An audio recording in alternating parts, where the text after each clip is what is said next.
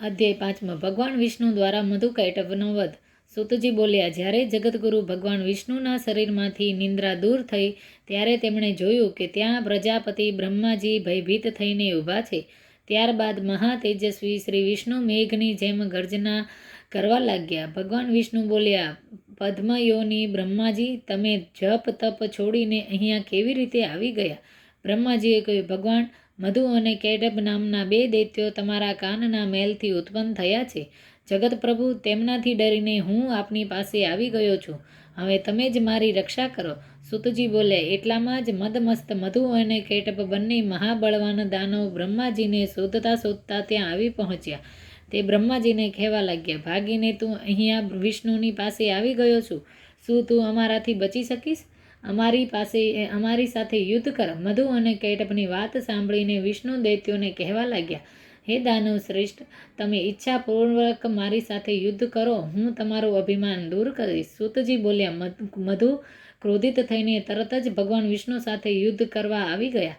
બે મદમસ્ત પહેલવાનોની જેમ ભગવાન વિષ્ણુ અને મધુ મલ્લયુદ્ધ કરવા લાગ્યા. મધુ યુદ્ધ કરતા થાકી જાય એટલે કૈટભ યુદ્ધ કરવા લાગ્યો હતો. ફરીથી મધુ અને કૈટભ આમ વારંવાર તે ક્રોધિત દૈત્યો શક્તિશાળી શ્રી હરિની સાથે યુદ્ધ કરતા રહ્યા.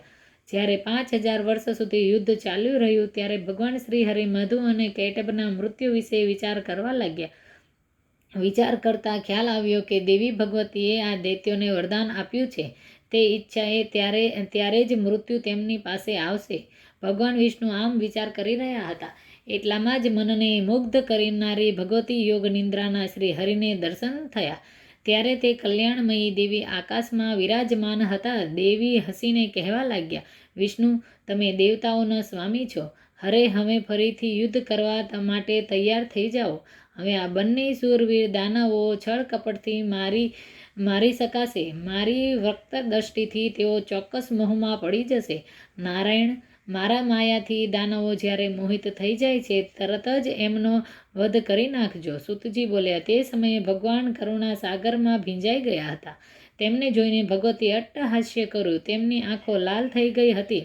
એ સાથે જ ભગવતીએ કામદેવના બાણોથી સમાન પોતાના કટાક્ષભર્યા નેત્રોથી તે દૈત્યોને ઘાયલ કરી દીધા.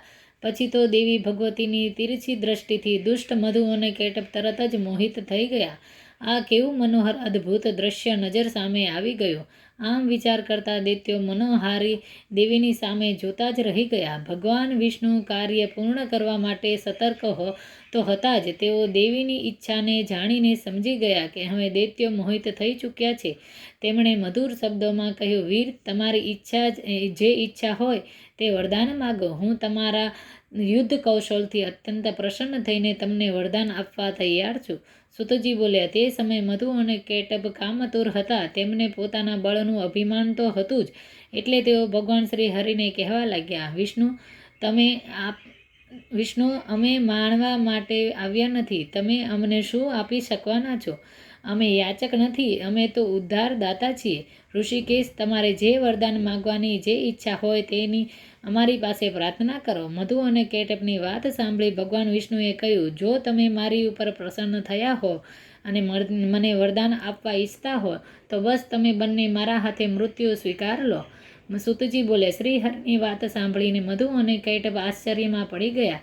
તેમણે આપણે ઠગાઈ ગયા એમ માનીને ઊભા રહી ગયા. ત્યારે ભગવાને તેમના મસ્તકોને સુદર્શન ચક્રથી કાપી નાખ્યા.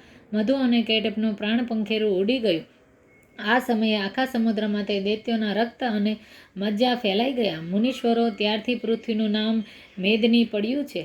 અધ્યાય 6 વ્યાસજીનું તપ અને ભગવાન શંકરનું વરદાન.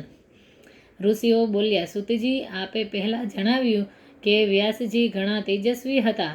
કયા પ્રકારના તપના પ્રભાવથી તેમને સુખદેવજી પુત્ર રૂપે પ્રાપ્ત થયા તે કહેવાની કૃપા કરો. સૂતજી બોલે, એક સમયની વાત છે.